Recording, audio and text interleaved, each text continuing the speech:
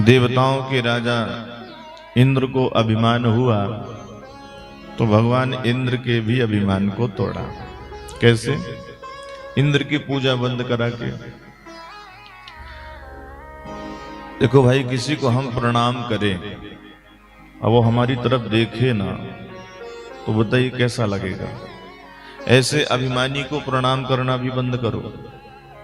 भाई हम तो हाथ जोड़ करके उसके सामने खड़े हैं, अब वो हमारी तरफ देख नहीं रहा है। अभिमानी लोग ऐसे होते हैं, और ऐसे अभिमानियों को फिर हाथ जोड़ना भी बंद कर देना चाहिए, क्योंकि ये अपूज्य है। ब्रजवासी लोग वर्षों से इंद्र की पूजा करते थे। इंद्र को बड़ा अभिमान हो गया, मैं जगदीश, मैं जगतपति। भगवान ने आज बंद कराई पूजा, और जैसे ठाकुर जी ने पूजा इंद्र की बंद कराई तो गोवर्धन नाथ का पूजन शुरू हो गया। अब स्वयं भगवान श्री कृष्ण अपनी पूजा तो नहीं करा सकते, क्योंकि भगवान ही कहते कि बाबा तुम सब मिलकर के मेरी पूजा करो। तो बाबा निकालते डंडा, आओ तेरी पूजा करें अच्छी तरह। इसलिए भगवान गोवर्धन नाथ की पूजा कराए। इसी में मेरा स्वरूप है, इसी का आप लोग पूजन करिए। सभी ने पूजन किया बड़े भावपूर्वक, घर घर प्रसाद बटा। लेकिन इंद्र को जब पता चला कि दिवाली के दिन ब्रजवासी मेरी पूजा किया करते थे, और दिवाली तो निकल गई और प्रतिपदा भी चली गई, आज तो द्वितीया आ गई, भाई पूजा क्यों नहीं हो रही, पता लगाओ। सेवकों ने जाकर के पता लगाया तो पता चला कि महाराज आपकी पत्नी साहब, मतलब अब आपकी पूजा होने वाली नहीं है, वहां तो कृष्ण की पूजा होने लग गई। अब इंद्र बौखला गया, क्रोध में भर गया। उस कृष्ण की ये मजाल, मेरी पूजा बंद करा दिया, मैं अभी मजा चखाता हूं। गणम सांवर्तकम नामो मेघा नाम चांद कारिणा। प्रलय काल के बादलों को आदेश दिया, जाओ ऐसी बरसात करो पूरा ब्रजमंडल बह जाए। उमड़ घुमड़ करके बादल आए, आंधी तूफान ओले, मूसलाधार बारिश ब्रज में होने लग गई। सब ब्रजवासी घबराए, सब अपने अपने गौधन को, बच्चों को लेकर के कृष्ण के पास आए। कन्हैया रक्षा करो, इंद्र कुपित हो गया। कृष्ण कृष्ण महाभाग त्वन्नाथम गोकुलम प्रभो, त्रातुमर्हसि देवान्नः कुपिता भक्तवत्सल। हे कृष्ण, इंद्र कुपित होकर के हम सबको मारना चाहता है, हमारी रक्षा करो, हम तुम्हारी शरण में आए हैं। त्राहि माम त्राहि माम त्राहि माम। और सज्जनों, ये शब्द भगवान को बहुत प्रिय है। एक बार प्रभु चरणों में जो कोई जाकर के कह देता है त्राहि माम, प्रभु मैं आपकी शरण में हूं, शरण में हूं, तो भगवान हमेशा उसकी रक्षा करते हैं। ये भगवान की प्रतिज्ञा है। सर्कदेव प्रपन्नाय तवास्मीति चयाचते अभयम सर्वभूतेभ्यो तदाम एतद् व्रतम मम। ये भगवान का व्रत है कि उनकी शरण में जो एक बार जाकर के कह दिया कि प्रभु मैं आपका हूं, भगवान फिर उसकी सर्वदा रक्षा करते रहते हैं। ब्रजवासियों से कहा चिंता ना करो भाई, जिसकी पूजा की है चलो उसी की शरण में। सभी ब्रजवासियों को लेकर के गोवर्धन की तलहटी पर आए, और सभी मिलकर के गोवर्धन नाथ भगवान का संकीर्तन करने लग गए। थोड़ी देर बाद भगवान श्री कृष्ण ने कहा भैया ठहर जाओ, शांत है जाओ, मेरी बात जा देवताते हो गई। क्या बात हुई भैया? इस देवता ने कहा है कि डरने की आवश्यकता नहीं है, मुझे उठाओ, छाता बनाओ और मेरी शरण में समाओ। ब्रजवासियों ने कहा कन्हैया कह क्या रहे हो तुम, इतना बड़ा गोवर्धन पर्वत कैसे उठेगा? भगवान ने कहा इसने कहा है तो चलो लगाओ सभी ताकत। सब ब्रजवासी लाठे डंडे कंधे लगाने लग गए, और सबके देखते देखते भगवान श्री कृष्ण ने एक हाथ में गोवर्धन पर्वत को उठाया। एकेन हस्तेन गोवर्धनम दधार। भागवत के मूल में तो ऐसे ही लिखा है कि एक हाथ में उठाया, पर ब्रजवासियों ने कहा नहीं, हाथ की जरूरत ना पड़ी कनिष्ठ का उंगली पर, और भी कहा कि नख पर, उसकी भी जरूरत ना पड़ी। नख पर गिरवर लीनो धार, कन्हैया मेरो बारो। इन सब बातों का मतलब यही है कि भगवान ने गोवर्धन को उठाया तो कोई उनको परिश्रम नहीं करना पड़ा। जैसे खेल खेल में बच्चे लोग कुकुर मुत्ता उखाड़ लेते हैं, ऐसे भगवान ने गोवर्धन को उखाड़ करके अपनी कनिष्ठ का उंगली पर विराजमान कर लिया और प्रभु का नाम पड़ा गिरधारी। बोलिए गिरधारी भगवान की जय हो। 7 दिन 7 रात्रि पर्यंत प्रभु गोवर्धन को उठाए रहे और सभी ब्रजवासियों की रक्षा करते रहे।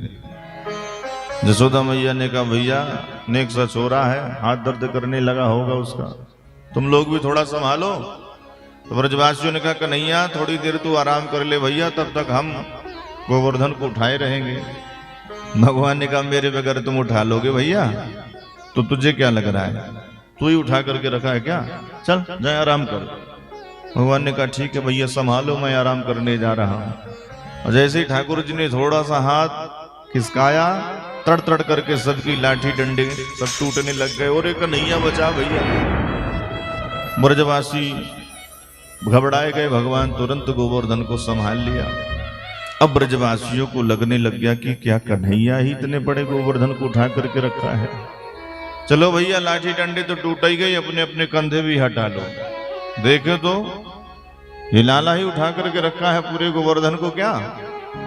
तो सभी ब्रजवासियों ने अपने अपने कंधे भी हटा लिए, हाथ भी हटा लिए। अब सभी ने देखा कि भगवान कनिष्ठ का उंगली पर ही गोवर्धन को उठाए रखे हैं। सबकी आंखें फटी की फटी रह गई। वाह भाई, ये तो कमाल कर दिया।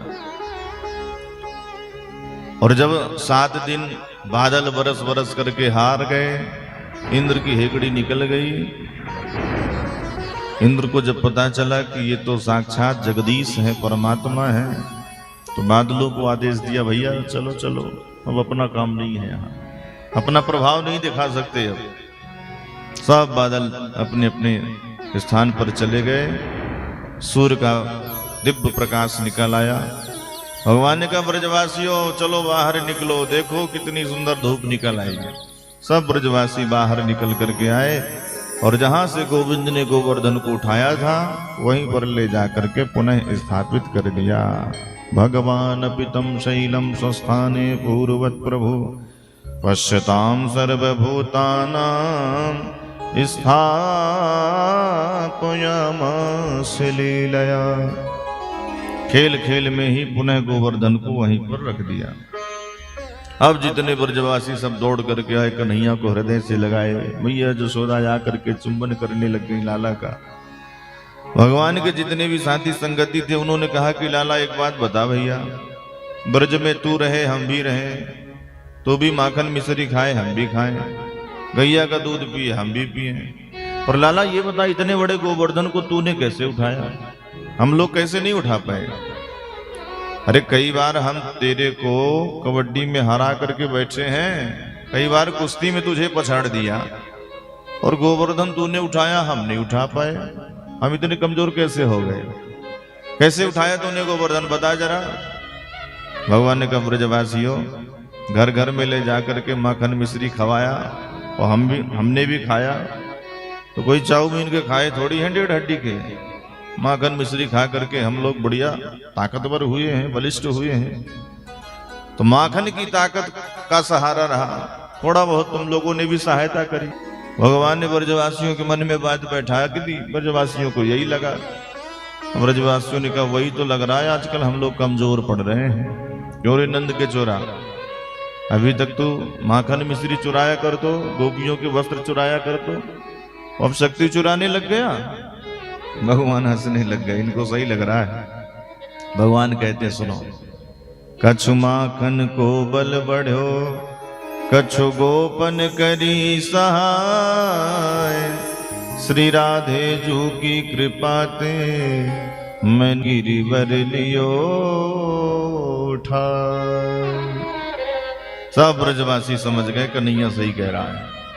लेकिन जो बूढ़े बूढ़े ब्रज गए, बाबा आज सांची सांची बताओ ये तेरा ही छोरा है क्या? क्यों भैया ऐसा क्यों बोल रहे हो? हम इसलिए बोल रहे हैं कि बचपन से लेकर के अब तक इसके चमत्कार देख रहे हैं। पूजना मारी, सकड़ा सुर मारा, अघा सुर मारा, कितने असुर को ठिकाने लगाया। अब तो इसने कमाल ही कर दिया।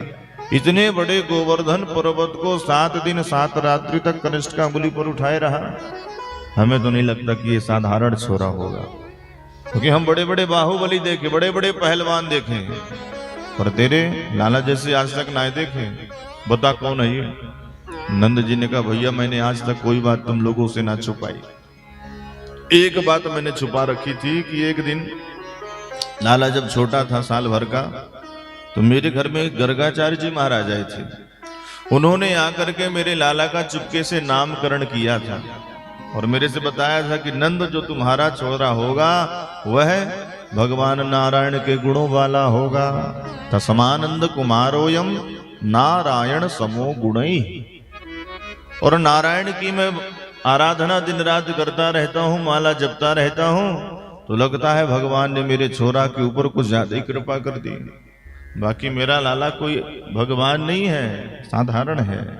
ऐसे नंद बाबा सभी ब्रजवासियों को समझाए और सब अपने अपने घर की ओर प्रस्थान किए। अब इतने में इंद्र सुरभि गैया को लेकर के पहुंचा है भगवान से क्षमा याचना करने के लिए। सुरभि गैया को क्यों लेकर के आया? क्योंकि भगवान जगतपति हैं, जगन्नाथ हैं, और इंद्र ने प्रभु का अपराध किया, भक्तों को मारने का प्रयास किया। इसलिए डर है कि कहीं प्रभु मुझे दंड न दे दे। तो बड़े अधिकारी के सामने उनके प्रियजनों को लेकर के जाना चाहिए, ताकि वो देखते ही प्रसन्न हो जाए, तो हमें भी कुछ नहीं कहेंगे, भले हमारी गलती होगी। तो भगवान के सामने सुरभि गैया को लेकर के